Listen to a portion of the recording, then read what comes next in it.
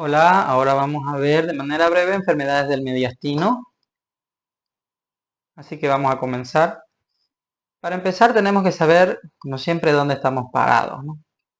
Eh, el mediastino es la parte torácica que está entre los pulmones, donde va a haber un espacio y ese espacio va a estar ocupado, ¿no?, por ciertas estructuras. Ahora, la manera de dividir ese espacio o de dividir el mediastino, hay varias formas, pero vamos a ocupar la más común. De manera quirúrgica quizás hay varias otras formas, pero una forma práctica de entenderlo, vamos a dividirlo en superior e inferior, y la inferior va a estar dividida en anterior, medio y posterior, es decir, en tres espacios. ¿Cómo vamos a saber cuándo estamos hablando de mediastino superior o cómo dividirlo, el mediastino superior con el mediastino inferior? Bueno, con una línea divisoria que va a ir desde la división de entre el manubrio y el cuerpo del esternón hasta la vértebra torácica 4 y 5. Ahí ya vamos a decir que estamos viendo el mediastino superior. El mediastino superior va a tener su contenido y dentro de los que cabe resaltar es el timo. Aquí va a estar el timo. Todo esto en realidad, ¿no? Esta parte de acá, detrás del esternón, es el timo. Y vemos que también está el callado de la aorta, es decir, el arco aórtico. Y también, ¿no?, vamos a ver que va a pasar el tráquea, esófago, va a estar también unas porciones de la tráquea y el esófago. Dentro también de algunas otras estructuras que pueden llegar a estar, también estamos hablando de los nervios frénicos, los nervios vagos, conducto torácico, pero en términos generales saber que está el callado aórtico, el timo, la tráquea, el esófago, ya es bastante como para ubicarnos en la patología o en los síndromes mediastínicos que van a dar, ¿no? Ya después hablamos de la parte del mediastino inferior, en donde la vamos a dividir, dijimos, en tres. Aquí está la parte anterior, en donde va a estar albergado también la parte inferior del timo. Fíjense que en este espacio va a estar el timo y va a agarrar lo que es la parte superior como la inferior. En el espacio medio vamos a tomar de referencia al mayor órgano, que es el corazón. El corazón con su pericardio. La bolsa prácticamente que lo envuelve es el pericardio, el corazón, y fíjense, también está en la parte ascendente de la aorta. Y también mencionaríamos lo que es la vena cava, tronco pulmonar, por ejemplo. Luego tenemos la posterior. Fíjense, la posterior del mediastino inferior va a albergar lo que es la aorta descendente. También parte del esófago que va a ir descendiendo para llegar hacia la cavidad abdominal. Entonces, vemos ahí los espacios, vemos los contenidos y las estructuras que pasan por él. Debido a estas estructuras, que hay varias, del sistema respiratorio, del sistema digestivo, del sistema cardiocirculatorio, el linfático, van a haber problemas de síndrome mediastínico, es decir, se van a afectar algunos de esos órganos y va a provocar algún tipo de síntomas.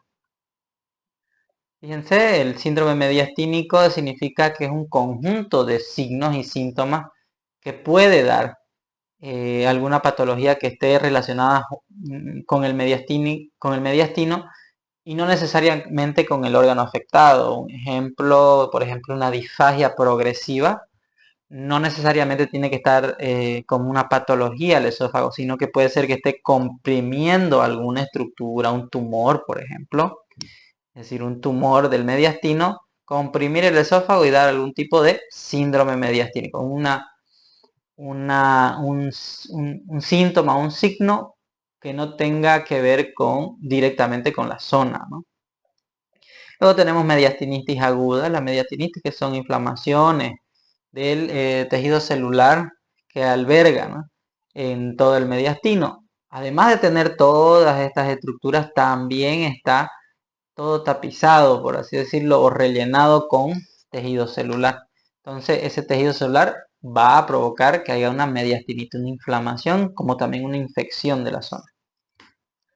Cuando estamos pensando en alguna patología del mediastino, tenemos que tener en cuenta cómo lo vamos a tratar de investigar. Entre ellos, una prueba de imagen, por ejemplo, rayos X, ya sea torácica, obviamente, puede ser lateral o anterior, o postero anterior, o antero posterior, nos va a dar ya algún indicio de poder ver el mediastino, ¿no? Y bueno, una de las más importantes sería la tomografía axial computarizada, una TAC, en la que nos va a mostrar en más detalles quizás zonas más pequeñas o cosas o zonas donde podamos ver si hay algún tipo de perforación, por ejemplo, en una tomografía, en un rayo X más detallado en donde se ve en prácticamente tercera dimensión, ¿no? Hemograma. También tenemos que hacer pruebas sanguíneas pensando en que haya algún tipo de inflamación o infección que pueda movernos, por ejemplo, el leucograma. Estudios de líquidos pleurales, ya que por estar cerca del pulmón, de la pleura, al haber inflamaciones, eso puede llegar a ver colecciones de líquido o incluso aire, ¿no? Pero mayormente el líquido pleural, que puede haber un derrame, ya que hay signos o síndromes mediastínicos que van a provocar colecciones y vamos a poder hacerles estudios. Esto ya vimos que puede ser por una toracocentesis o un avenamiento o drenaje de tubo, ¿no? Y los cultivos. Una vez sacado el líquido, como vemos, también puede haber un hemograma infeccioso, entonces tendríamos que ver la posibilidad de hacer cultivos para hacer un tratamiento específico antibiótico y no necesariamente mantener siempre el tratamiento empírico. Y bueno, tenemos también opciones de tratamiento, ¿no? Como en todo el cuerpo, siempre ahí existe la posibilidad de infecciones, entonces tenemos los antibióticos, la antibioticoterapia, tenemos también la posibilidad de poner tubos de tórax, ya que vemos que hay la posibilidad también de colecciones líquidas, entonces con un tubo de tórax puede ser necesario para ese retiro o ese drenaje. Cuando hablamos ya de tumores, por ejemplo, ya hablamos de una posible radioterapia, ya sea antes o después de una intervención quirúrgica. Y ahí ya vemos las intervenciones quirúrgicas según el caso. Por ejemplo, uno de los ejemplos sería perforación. Una perforación esofágica que esté dando una mediastinitis. Es necesario hacer una intervención quirúrgica para ver que se puede hacer, por ejemplo, una rafia del esófago. Aquí hablamos de síndrome mediastínico.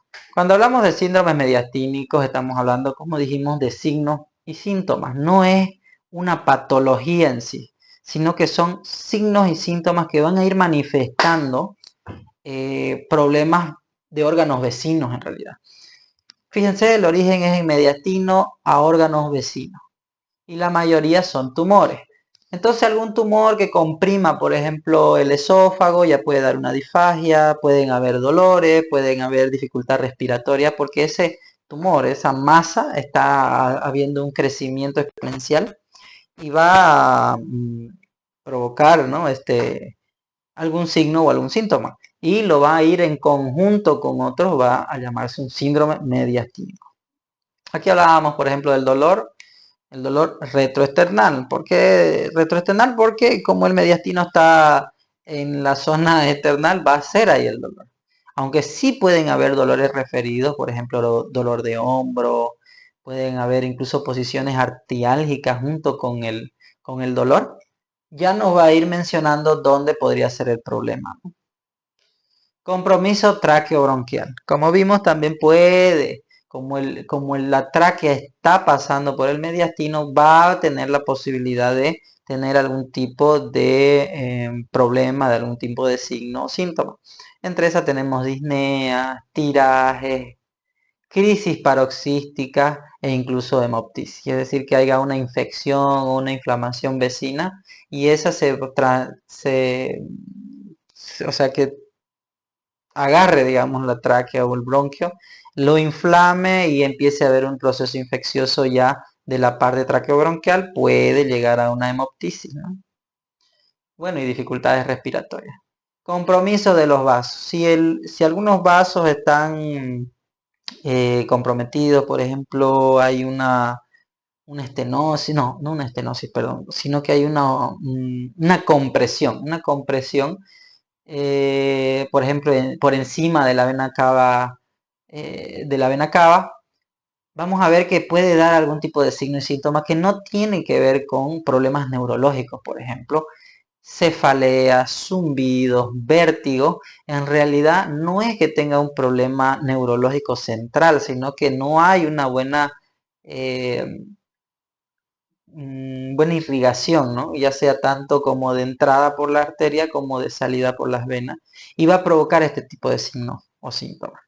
Cianosis, una dificultad de oxigenación de tejido tisular, ¿no? También tenemos por debajo de la vena cava inferior, produce lo que es hipertensión, ascitis, hepatomegalia, debido a que la compresión va a provocar que no haya una buena distribución, un buen flujo. Entonces se va a acumular líquido y va a empezar a haber líquido, por ejemplo, hepatomegalia, va a aumentar el, el tamaño del hígado, y va a haber también ascitis por la acúmulo de líquido. Si afecta la vena pulmonar, también vemos que hay hipertrofia del ventrículo derecho. Entonces vemos que también hay afectación cardíaca de la pared cardíaca. Hay una hipertrofia porque hay un sobreesfuerzo, ya que la vena pulmonar va a estar comprimida, entonces no va a permitir un buen flujo que llegue hacia o sea, sangre hacia el pulmón. Entonces va a haber un mayor esfuerzo cardíaco y eso va a provocar la hipertrofia. Vemos entonces, cuando hablamos de síndrome mediastínico, son muchas cosas que pueden pasar. Aquí hablamos de problemas neurológicos, problemas cardíacos, problemas pulmonares o de ventilación pulmonar, dolores que pueden ir sumándose para complicar el cuadro, ¿no?, del mediastino.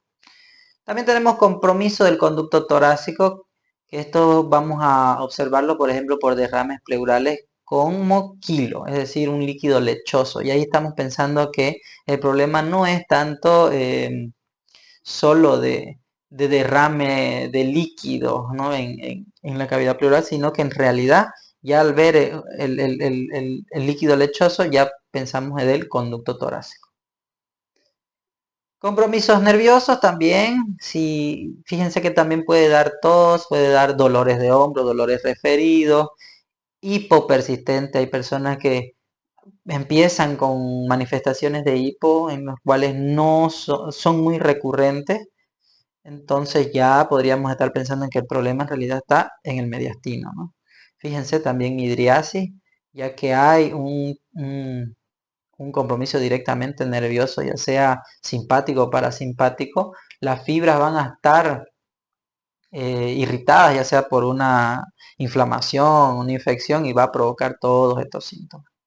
Y bueno, compromisos esofágicos. Ya habíamos hablado de disfagia progresiva, es decir, que vaya primero a sólidos y luego a líquidos. ¿Por qué? Porque el esófago va a ir cerrándose, ¿no? Va a ser comprimido, por ejemplo, por un tumor, que pasando el tiempo va a ir aumentando la compresión. Y luego tenemos todas las manifestaciones generales, ¿no? Como por ejemplo que nosotros podamos encontrar diplopía, tos palpebral, muchas otras asociaciones con síntomas que parecieran ser otra cosa, pero que ya nos está alertando para hacer un rayos X, por ejemplo, y ver si no hay una masa mediastínica. ¿Por qué? Porque tenemos que descartar los tumores. Bueno, entonces síndrome mediastínico es cualquier signo o síntoma que pueda relacionarse con algún problema en el mediastino. Y ahí entramos ya a lo que es la mediastinitis aguda, una patología ya directamente del del mediastino, volvemos a repetir. Y esta ya vendría a ser la inflamación del tejido célulo graso, ese tejido que habíamos mencionado a un inicio, que está como que acolchonando todos los espacios a todos los órganos, ¿no? Mayormente la mediastinitis por una infección. Puede haber una infección, si bien puede ser directamente en la parte torácica, como también extratorácica. ¿Qué significa eso? Cuando hablamos de la parte torácica es por una perforación o una cirugía cardíaca, por ejemplo. Es decir, la infección fue directamente originada en el mediastino. Si hay una infección, una perforación de esófago, muy probablemente la infección se origine primero en el mediastino. Ahora, ¿cuáles son las extratorácicas? Las extratorácicas son aquellas que llegan a ser eh, mediastinitis, pero que la origen no es en la parte torácica, sino que por ejemplo, una infección orofaringea. Es decir, una muela que esté careada y que haya pasado mucho tiempo y esa haya habido una inflamación, infección y haya descendido. Haya descendido, puede llegar a dar una mediastinitis. Incluso una de las cosas más ¿cómo decir? Más complicadas que podría llegar a haber sería una necrosis. Una necrosis de la zona del mediastino que vaya bueno, necrosar, pues, ¿no? Todo el sistema, el tejido celulograso, el cual se va a llamar mediastinitis necrotizante descendente. O sea, prácticamente un necrosis, muerte de las células que va descendiendo hacia el mediastino. Eso es lo que tratamos de decir ahí. Y como dijimos, siempre hay síntomas inespecíficos, no directamente del mediastino, ¿no? Síndromes mediastínicos. Cualquier problema en el mediastino puede provocar síndrome mediastínico. Ejemplo, fiebre, dolor, derrames pleurales. Todo eso no nos dice directamente, bueno, el problema es el mediastino, sino que ya hay que empezar a investigar. Pero a veces con algunos antecedentes, que por ejemplo ese paciente haya tenido traumatismo por una endoscopía o infecciones dentales, dentro de esas que llegue algún síndrome mediastínico, dolores, por ejemplo en el mediastino, ya podríamos estar pensando en hacer un rayos X, empezar a tratar de investigar también la zona del mediastino y todo partiendo porque ese paciente tenía una infección orofaringea, por ejemplo. Y los exámenes complementarios, ¿cómo lo van a buscar? ¿Cómo van a hacer para tratar de pillar una mediastinitis? Ya lo dijimos por ejemplo, rayos X, vamos a ver las imágenes, vamos a buscar imágenes, tomografía axial computarizada y laboratorios. Entre los laboratorios, hemograma, líquidos y cultivos. Si es que hubieran algún líquido, ¿no? Algún líquido, nosotros podemos ya pensar en, bueno, vamos a sacar ese líquido, vamos a hacer un cultivo y vamos a dar tratamiento para ver si mejora. Fíjense aquí en rayos X, ya mediastinitis vemos un ensanchamiento del mediastino, fíjense, ya sabemos que ahí están varias estructuras, timo, corazón, incluso de anterior hacia posterior, ya vamos tráquea, esófago, ¿no?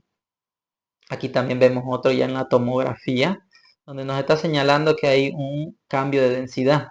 Hay un cambio de densidad, un aumento de tamaño, en donde ya nos da es subjetivo de una mediastinitis. Ahora, además de eso, de los tratamientos medicamentosos, por ejemplo, también tenemos las intervenciones, pero según por el origen.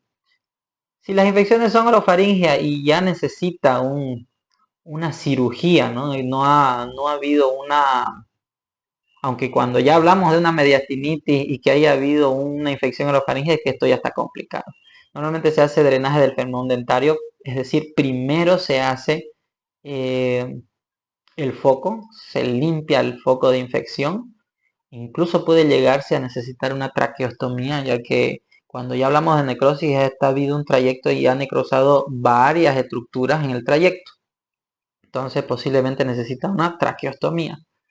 Luego vemos si hay perforaciones y hacemos la toracotomía con evacuación del derrame. Si es que hubiera derrame, se hace la evacuación y se decortica la parte pleuropulmonar, dependiendo del caso. Puede ser que no haya una buena expansión del pulmón, entonces se hace una decorticación pleuropulmonar para que el pulmón expanda nuevamente. Y si vemos alguna perforación, bueno, hay la posibilidad de hacer una rafia, es decir, cerrarlo con algún tipo de sutura. Hay otras técnicas, pero en teoría es sacar la parte infecciosa, limpiar y sacar derrames y ver si la perforación se puede cerrar de una u otra manera. Una rafia o, por ejemplo, poner un parche o poner una prótesis. Y luego tenemos los tumores. Dentro de los tumores no hay mucho que agregar a comparación de otros tumores de otras partes del cuerpo. Son masas que son de crecimiento diferente, ¿no?, al normal, o que no deberían crecer, pero van creciendo y van haciendo un síndrome mediastínico, van provocando algún tipo de síntoma. Entre estos podríamos mencionar algunos, por ejemplo, los embrionarios, los homoplásticos o el heteroplásticos, que son, por ejemplo, los homoplásticos mayormente son benignos, son asintomáticos y pueden provocar iguales crecimiento exponencial, aumentar y dar algún tipo de síndrome mediastínico, ¿no? Ya vimos que según las estructuras, si es el esófago, bueno, va a dar disfagia, si es la tráquea, va a dar, por ejemplo, la posibilidad de una disnea, si hay compresión de alguna parte nerviosa, incluso podríamos hablar de hipo, ¿no? Todos estos tumores siempre se diagnostican para la certeza con anatomía patológica. Luego tenemos los heteroplásticos, que esos ya podríamos pensar que son la mayoría malignos, y estos ya son invasivos. Por ejemplo, los teratomas, los coriocarcinomas, y estos van a necesitar una exéresis, sacar el tumor, ¿no? Hacer una cirugía prácticamente cardiotorácica. Perdón, torácica. Otro que sería bueno tenerlo en cuenta sería el de tiroides. Cuando la tiroides hay un bocio que ocupa el mediastino, es decir, una masa que aumenta de tamaño y llega hacia el mediastino, ya se podría pensar en hacer una resección, ¿no? Se investiga, obviamente, con tomografías, con centellografía y se ve el mejor abordaje por una tiroides. Ahora, prácticamente los bocios que llegan al, al mediastino, pues, ¿no? Es necesario hacer una esternotomía, es decir, prácticamente abrir el esternón y abordar por ahí, ya que se tiene que hacer un margen de seguridad amplio para evitar que vuelva, ¿no? Que haya una recurrencia y falta de remisión del tumor. Luego tenemos los tímicos, que pueden ser benignas o malignas. Esos tumores van a ir originando también síndrome mediastínico y como cualquier tumor, en la mayoría de los casos se tiene que hacer exéresis y se tiene que pensar y ver si se va a hacer radioterapia. Coadyuvar quizás con radioterapia después de la cirugía o incluso antes de la cirugía, hacer una neoadyuvante. Y bueno, eso es de lo que podemos hablar un poco de mediastino. Ya podrían ir, espero les haya servido entenderlo. Ya yo creo que ustedes ya van a ir conociendo que existe síndrome mediastínico, que existe mediastinitis y que también existen tumores, ¿no? La mayoría pueden llegar a necesitar intervenciones quirúrgicas y algunos de los laboratorios que pueden ayudarnos a investigar esta zona de mediastino. Bueno, que les vaya muy bien en sus estudios.